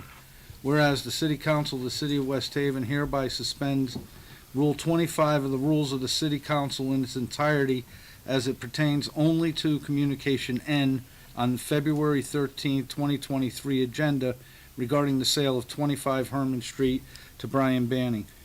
Whereas the City Council should consider for approval the following matter of Public Lands Committee sale of 25 Herman Street to Brian Banning under the terms outlined to the City Council, wherein Brian Banning offers $15,000 to purchase the property. The property is sold as is. Buyer should conduct all proper due diligence concerning any and all water and sewer issues, electric and gas hookup, proper zoning, flood zone, and any and all potential environmental issues. Now therefore be it resolved that Rule 25 of the City Council rules in its entirety is hereby suspended as it pertains only to communication N on February 13th, 2020, agenda regarding the potential sale of 25 Herman Street to Brian Banning. Further resolved by the City Council of the City of West Haven that Nancy R. Rossi, Mayor of the City of West Haven, has the approval of the City Council, subject to review by the Corporation Council, to allow the sale of the property known as 25 Herman Street to Brian Banning for the purchase price of $15,000. Councilman Donovan has brought forward communication N, read into the record. Do I hear a second? Second. Any discussion? All in favor? Opposed? Abstentions? Opposed? So we have John Stone opposed Any abstentions? and Husky. One abstention. Oh, abstain. That's it. Passes by majority. Ready? And that's all we have for public lands, Chairman. Thank you, Councilman Donovan. Now we will go into personnel and civil service. Councilman Quagliani. Communication B, to the Honorable City Council of the City of West Haven, your Committee on Personnel and Civil Service, to whom is referred the matter of the appointment of Nasana A. Mohammed, 96 Wilson Ave, West Haven, to the Tree Commission. Reports the committee met on the 13th day of February 2023 to consider said matter. It's the unanimous opinion of the committee that the following motion be presented. Resolved, the City Council of the City of West Haven hereby approves the appointment of Nasana A. Mohammed, 96 Wilson Avenue, West Haven, Connecticut, to the Tree Commission. Ms. Mohammed's appointment would replace Rosemary Beloin and become effective immediately and expire on 1/31/24. Councilman Quagliani has brought forward communication B, as read into the record. Do I hear a second? Second. Any discussion? All in favor? Aye. Any opposed? Abstentions? Motion passes by majority. Communication By C, majority or I'm unanimously? sorry, by unanimously. Okay, thank you. to the Honorable City Council of the City of West Haven, your Committee on Personnel and Civil Service, to whom was referred the matter of the appointment of Jason DiLorenzo, 29 Third Avenue Extension, West Haven, to the Tree Commission. Reports of the committee met on the 13th day of February 2023 to consider said matter. It is the unanimous opinion of the committee that the following motion be presented. Resolved, the City Council of the City of West Haven hereby approves the appointment of Jason DiLorenzo, 29 Third Avenue Extension, West Haven, to the Tree Commission. Mr. DiLorenzo's appointment would replace Robert E. Mayer and become effective immediately and expire on 1/31/24. Councilman Quagliani has brought forward communication C, as read into the record. Do I hear a second? Second. I seconded. Any discussion? I have discussion.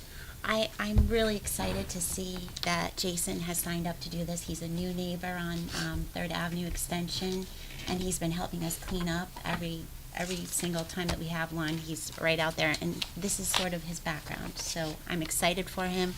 It's nice to see someone new to the city getting involved so quickly, and I'm happy that we have him. I'm sorry to see Robert Meyer go, but happy for Jason DiLorenzo. Anybody else? Thank you, Councilwoman. All in favor? Aye. Opposed? Abstentions? Passes by unanimously. Communication D, to the Honorable City Council of the City of West Haven, your Committee on Personnel and Civil Service, to whom was referred the matter of the appointment of Kevin A. Davignon, 61 Lake Ave, West Haven, to the Flood and Erosion Control Board. Reports that the committee met on the 13th day of February 2023 to consider said matter. It is the unanimous opinion of the committee that the following motion be presented. Resolved, the City Council of the City of West Haven hereby approves the appointment of Kevin Davignon, 61 Lake Ave, West Haven, to the Flood and Erosion Control Board. Mr. Davignon's appointment will replace Rita McEwen and become effective immediately and expire on 11/24/24. Councilman Quagliani has brought forward communication D, and read into the record. Do I hear a second? Second. Any discussion? All in favor? Aye. Any opposed? Abstentions? Passes unanimously. Communication E, to the Honorable City Council of the City of West Haven, your Committee on Personnel and Civil Service, and was referred the matter of the reappointment of Christopher Suggs, 152 Terrace Avenue, West Haven, to the Planning and Zoning Commission, reports that the committee met on the 13th day of February 2023 to consider said matter. It is the unanimous opinion of the committee that the following motion be presented. Resolved. The City Council of the City of West Haven hereby approves the reappointment of Christopher Suggs, 152 Terrace Avenue, West Haven, to the Planning and Zoning Commission. This reappointment will become effective immediately and expire on January 31, 2028. Councilman Quagliani has brought forward and approved communication E as read into the record. Do I hear a second? Second. Any discussion? I have something to say. I knew Christopher Suggs since I got involved in politics, and let me tell you something, he's a very, very smart individual. I have a lot of respect for him. He's very easy to work with, and he's very knowledgeable, and his nickname is Hollywood.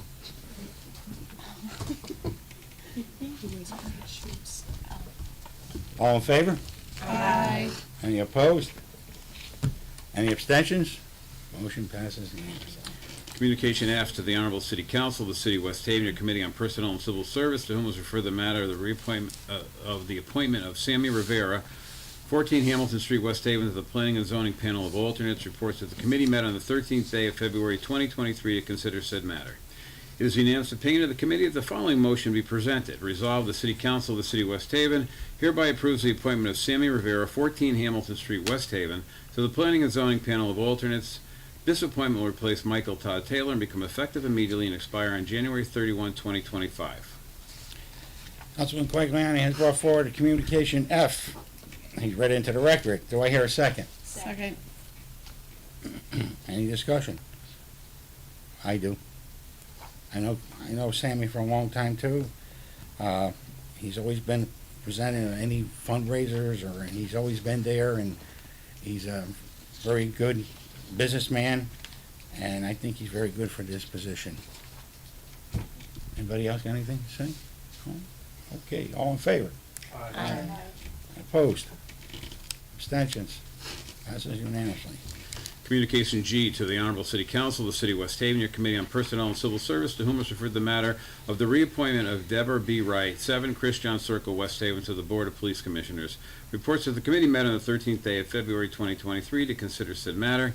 It is the unanimous opinion of the committee that the following motion be presented. Resolved, the City Council of the City of West Haven hereby approves the reappointment of Deborah B. Wright, 7 Chris John Circle, West Haven, to the Board of Police Commissioners. This reappointment will become effective immediately and expire on January 31, 2028.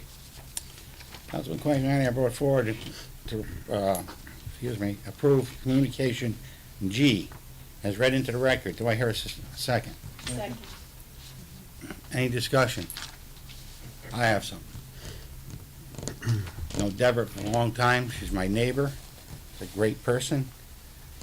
Very conscientious. And I back her up 100%. Anybody else got anything? All in favor? Aye. Opposed? Abstentions? Passes unanimously. Communication H to the Honorable City Council of the City of West Haven, your Committee on Personnel and Civil Service, to whom is referred the matter of the appointment of Silvana Apicella, 281 Highland Avenue, West Haven, to the Board of Ethics. Reports that the committee met on the 13th day of February 2023 to consider said matter. It is the unanimous opinion of the committee that the following motion be presented. Resolved, the City Council of the City of West Haven hereby approves the appointment of Silvana Apicella, 281 Highland Avenue, West Haven, to the Board of Ethics. Ms. Apicella's appointment will replace Cheryl Tompkins and will become effective immediately and expire on January 31, 2026. Second. Councilman Quagliani has brought forward to approve communication H. It's read into the record. It's been seconded by Councilwoman Garforth. Any discussion? I have discussion. I have known Silvana for, several years, right? I don't know how long, actually, probably longer than several years. We met doing dog rescue. She is dedicated, hardworking. She is fierce. She holds everyone's feet to the fire, even her friends. She is going to make a really great addition to the commission, and I am so proud of her. Thank you. That's it. Oh, Anybody and else? she's from the Excelling Eight, according to. Anybody else? I got something to say. I've met Savannah when she was doing the charter, and she was very, very conscientious in it. She did an excellent job with her committee, and like everybody else said about her, her mind to it, and she makes sure she does a good job to it. So congratulations. Thank you. And I know you'll do a good job. Thank you. Yay. Oh, did we take a vote yet? All in favor? Aye. Opposed? Abstentions? Passes unanimously. Yay. Communication I to the Honorable City Council of the City of West Haven, your Committee on Personnel and Civil Service, to whom was referred the matter of the reappointment of Nicholas Pascal, 247 Washington Avenue, West Haven, to the Board of Ethics. Reports that the committee met on the 13th day of February 2023 to consider said matter. It is the unanimous opinion of the committee that the following motion be presented. Resolved, the City Council of the City of West Haven hereby approves the reappointment of Nicholas Pascal, 247 Washington Avenue, West Haven, to the Board of Ethics. Mr. Pascal's reappointment will become effective immediately and expire on January 31, 2026. Councilman Guy has brought forward and approved communication I, and he's read into the record. Do I hear a second? Second. Any discussion? I know Nick a long time. He's always helped me. I've known him way back when he was involved with Mayor Picard, and he's a great person to work with.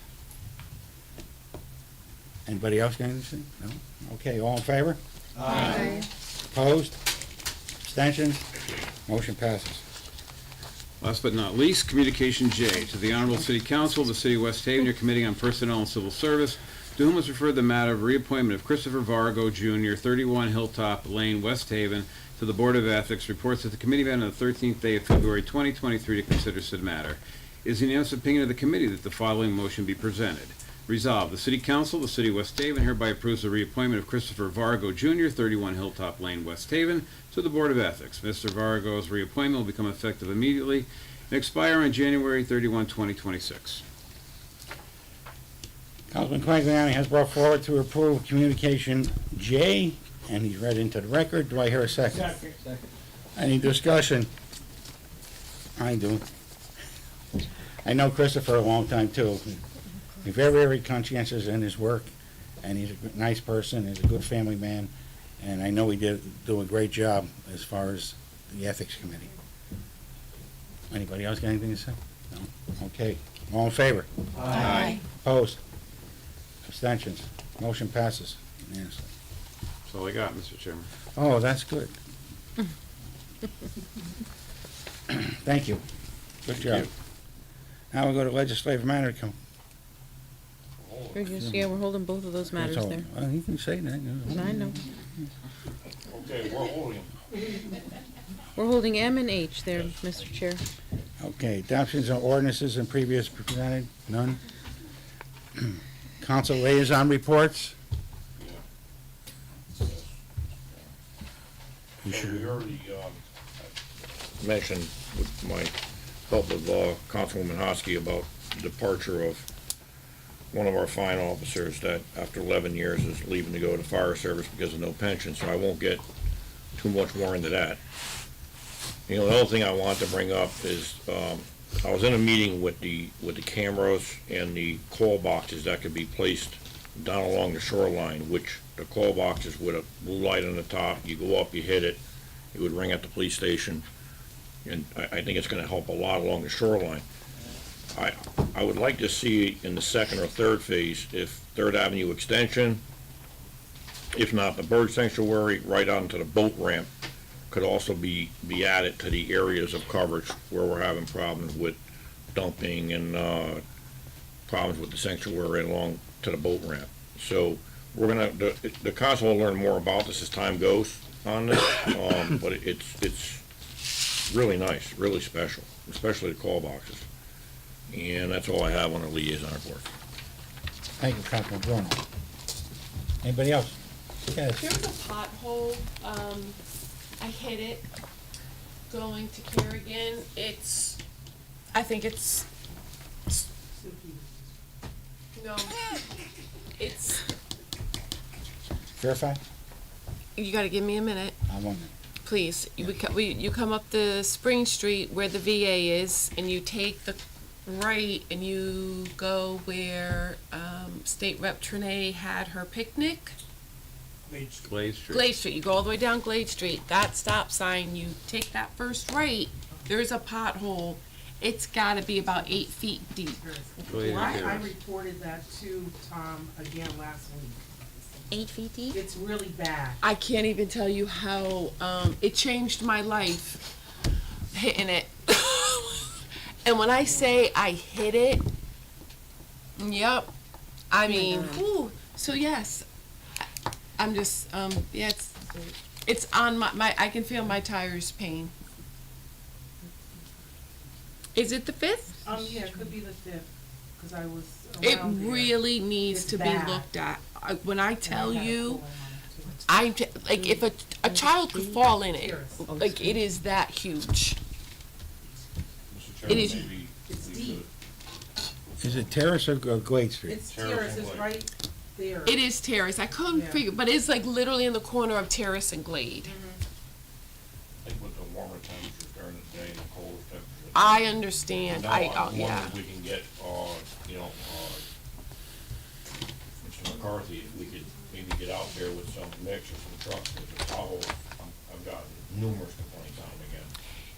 So I can start all over again. Yeah, this is like you can't even see the bottom of this pothole. All right, see what I Oh, can do. I was just saying that my house is shaking again, even after Councilman Bruno and Councilman Johnstone put down, patched, what, It was 6 so months ago? pretty. I thought it was water when the light hit it.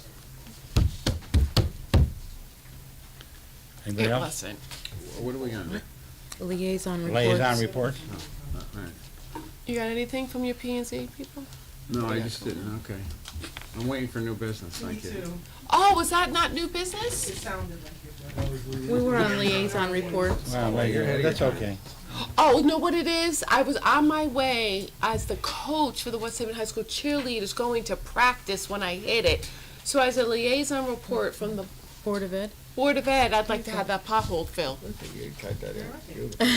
Good cleanup. Sounds good to me. Yep. I was on my way to practice this evening. Okay. New business. You are gonna talk outside. New business. So I would like to invite and remind the council that on Thursday, the Black Heritage Celebration is Thursday, February 16th. That's this Thursday at 11 o'clock. It's going to be in the Harriet North. And our honoree this year is our own Kathy Tucker. So it'd be nice if you all can get away to Is it doctor? Doctor. Yes. Do we say Dr. Councilwoman Kathleen Tucker? Like, what is the proper way to address you? Oh, my God. You're embarrassing her. And I'm excited about it. Listen, you wear your crown. Wear your crown. Her many okay? crowns. I won't be able to make it, I'll be All right, if you all can make it, it'd be nice. I think we're excited. Thank you. Unless my Thank you. boss lets me take off. That's all. Anybody else, new business? I have new business. Oh, okay. So, I'd ask that a letter be sent from the council if everybody is in agreement.